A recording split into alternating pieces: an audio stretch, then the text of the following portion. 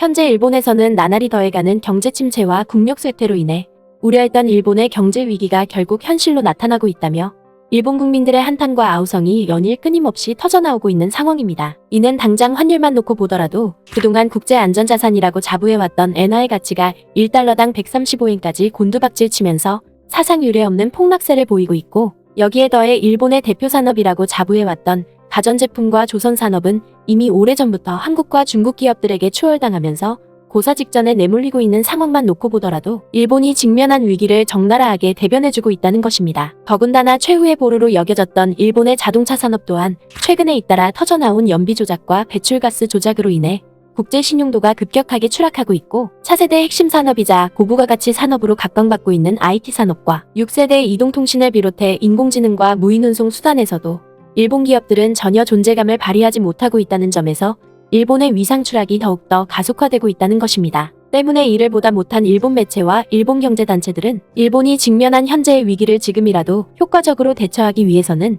일본 정부가 한국을 상대로 극한 갈등을 지속할 것이 아니라 오히려 한국 기업들의 재빠른 위기 대응을 제대로 따라 배울 것을 촉구하고 나서면서 일본 정부를 곤혹스럽게 하고 있는 상황입니다. 그리고 일본 매체의 이러한 조언을 뒷받침하기라도 하듯이 최근 영국 매체들 또한 이에 뒤질세라 오늘날 미국의 위상마저 넘볼 만큼 세계적인 인기 열풍을 이어가고 있는 한국 문화를 적극적으로 따라 배우기 위해 특파원까지 급파하는 상황을 연출하면서 일본 국민과 일본 정부를 경악해 하고 있다는 점입니다. 먼저 이와 관련해 영국의 TV 전문 매체인 텔레비주얼은 영국의 대표적인 방송 매체로 잘 알려진 채널5가 세계적인 위상을 자랑하는 한국의 소프트 파워를 따라 배우고 이를 특집 방송으로 다루기 위해 영국의 대표적인 영화 배우이자 코미디언으로 잘 알려진 알렉산더 암스트롱을 한국으로 급파했다며 이를 대대적으로 보도하고 나섰습니다. 그러면서 이 매체는 채널5가 이처럼 유명 배우를 동원하면서까지 3부작에 걸쳐서 한국 특집을 제작하고 나선 배경에는 그만큼 한국의 문화 위상이 비약적으로 급성장했기 때문이라고 추켜세웠습니다. 실제로 영국 매체는 지난 1950년에 벌어진 한국전쟁으로 인해 전국토가 처참하게 파괴되고 여기에 더해 중국과 일본으로부터 오랜 간섭과 침략을 받았음에도 불구하고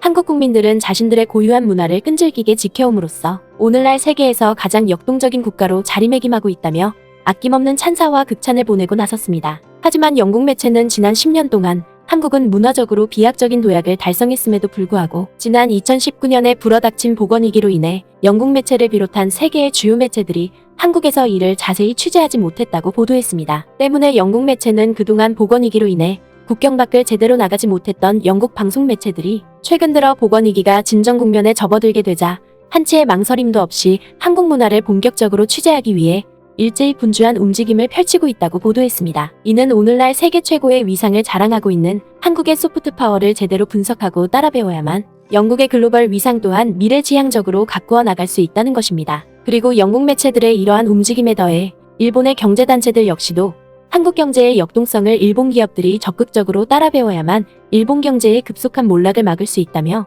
이와 관련된 특집 보고서를 잇따라 내놓고 나서면서 일본 정부를 궁지로 내몰고 있는 상황입니다. 이와 관련해 최근 일본의 대표적인 경제단체로 자리매김하고 있는 일본무역진흥기구는 한국 기업들의 대중국 수출이 최근 들어 주춤한 가운데 언제나 그렇듯이 이를 적극적으로 돌파하기 위해 사상 초유의 대응 방안을 꺼내들고 나섰다며 매우 큰 감탄과 부러움을 나타냈습니다. 먼저 일본무역진흥기구는 단도직입적으로 세계의 주요 무역국가로 인식되고 있는 한국에게 있어서 중국 시장은 가장 중요한 수출 지역이라고 소개했습니다. 실제로 일본무역진흥기구는 지난 2021년만 놓고 보더라도 한국의 전체 수출에 차지하는 대중 수출 비율은 25.3%에 달하고 있는데 여기에 홍콩까지 더하면 무려 31.1%에 달할 만큼 막대한 규모를 자랑한다고 밝혔습니다. 그리고 제트로는 여기에 더해 한국의 대중 수출액 역시도 상상을 초월한다고 소개했습니다. 바로 2021년에 기록한 한국의 대중 수출액은 1629억 달러에 달하고 있는데 이는 역대 대중 수출액을 통틀어 사상 최고치를 달성했다는 것입니다. 하지만 일본의 경제단체인 제트로는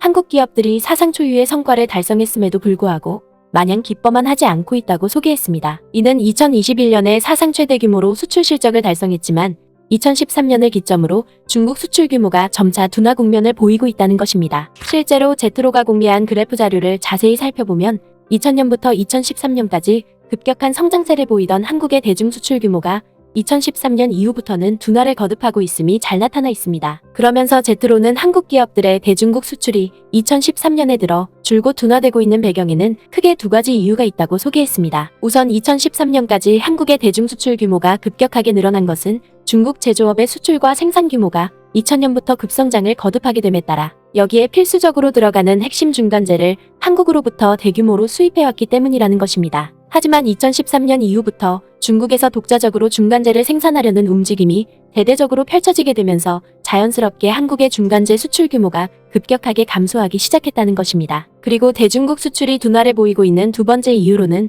대중국 수출을 주도해왔던 주요 품목들이 점차 시간이 지나면서 뚜렷한 변화 흐름을 보여왔다는 것입니다. 이는 앞서 언급했던 것처럼 기존의 대중국 수출에 있어서 주력 수출 품목으로 자리매김해왔던 중간재가 2013년 이후로 급격하게 감소한 반면에 이와 정반대로 소비재와 핵심 소재의 대중국 수출은 오히려 급성장을 거듭하게 되면서 이를 상쇄하는 상황이 전개되고 있다는 것입니다. 실제로 제트로는 주요 수출 증가 품목과 수출 감소 품목을 세부적으로 들여다보면 이를 자세히 확인할 수 있다고 소개했습니다. 뿐만 아니라 일본의 제트로는 여기에 더해 한국 기업들의 이 같은 재빠른 체질 변화를 일본 기업들 역시도 제대로 따라 배울 필요가 있다고 지적했습니다. 우선 2013년부터 2021년까지 대중 수출액이 증가한 한국의 주요 품목을 살펴보면 반도체가 단연 1위로 손꼽히고 있는데 이 기간 동안 무려 285억 6,600만 달러나 급증했다는 것입니다. 그리고 화장품과 비누를 비롯한 소비재 역시도 이 기간에 2위에 오를 만큼 45억 7,900만 달러에 달하는 경이적인 수출 성장세를 나타냈는데 이는 한류의 인기 열풍이 중국에도 거세게 몰아치면서 이러한 성과를 달성했다는 것입니다. 또한 3위에 오른 반도체 제조장치와 4위에 오른 광학장비는 물론이고 5위에 랭크된 정밀화학 연료 역시도 반도체와 마찬가지로 중국 기업들이 도저히 근접할 수 없을 정도로 한국 기업들이 초격차를 벌려나가게 됨에 따라 해가 갈수록 수출액이 계속해서 증가하고 있다는 것입니다. 그러면서 제트로는 한국 기업들이 한류 열풍과 초격차 기술을 앞세워 중국 시장을 계속해서 석권하고 있는 반면에 일본 기업들은 연일 고전을 면치 못할 정도로 궁지에 내몰리고 있다고 지적했습니다. 이는 당장 자동차 시장만 놓고 보더라도 이미 중국의 자동차 기업들이 전기차 모델을 잇따라 선보임에 따라 중국의 자동차 시장이 급속하게 재편되고 있고 이로 인해 기존의 가솔린 자동차 생산을 주력해왔던 일본의 자동차 기업들이 크게 위협받고 있다는 것입니다. 또한 가전에서도 샤오미와 화웨이를 비롯한 중국의 가전기업들이 중국 시장을 석권하게 되면서 이미 오래전부터 일본 기업들이 중국 시장에서 퇴출되다시피 했다는 것입니다. 하지만 한국 기업들은 앞서 언급했던 것처럼 가전제품과 자동차에 필수적으로 들어가는 반도체 품목에서 초격차 우위를 보임에 따라 전기차와 가전제품을 본격적으로 생산하고 있는 중국 기업들마저도 이를 필수적으로 장착할 수밖에 없는 상황이 연출되고 있다는 점에서 결국 중국 기업들과의 경쟁에 밀리는 바람에 중국에서 죄다 퇴출돼버린 일본 기업들과 상반된 위상을 자랑하고 있다는 것입니다. 뒤이어 일본무역진흥기구는 한국 기업들은 중국 시장뿐만 아니라 세계 시장에서도 다양한 품목을 놓고 중국 기업들과 치열한 경쟁을 펼치고 있지만 오히려 일본 기업들과는 달리 철두철미한 대응책을 마련함으로써 중국 기업들을 큰 격차로 제치고 있다며 매우 큰 부러움을 나타냈습니다. 실제로 제트로는 지난해 5월에 한국 정부 주도로 K반도체 전략이 수립된 데 이어 같은 해 7월에는 K배터리 발전 전략까지 잇따라 발표하고 나섬으로써 한국의 차세대 첨단 산업을 보다 획기적으로 발전시키겠다는 의지를 강력하게 드러냈다고 추켜세웠습니다. 뿐만 아니라 제트로는 한국 정부가 여기에 더해 최근에는 국가 첨단 전략 산업의 경쟁력 강화 및 보호에 관한 특별법까지 함께 마련함으로써 한국 기업들의 세계시장 석권에 든든한 뒷받침을 이어가고 있지만 일본 정부는 이와 정반대로 연일 무대책으로 일관하고 있다며 거센 탄식을 터뜨렸습니다. 결국 일본 경제단체의 이러한 탄식은 급변하는 세계 경제에 맞서 능동적으로 대처하지 못한다면 제 아무리 세계 인류 기업이라 하더라도 한순간에 소리 소문 없이 퇴출될 수밖에 없다는 사실을 여실히 증명해주고 있는 것입니다. 아무쪼록 우리 역시도 일본 기업들의 전철을 밟지 않도록 각계각층에서 부단한 노력을 펼쳐나가길 바랍니다.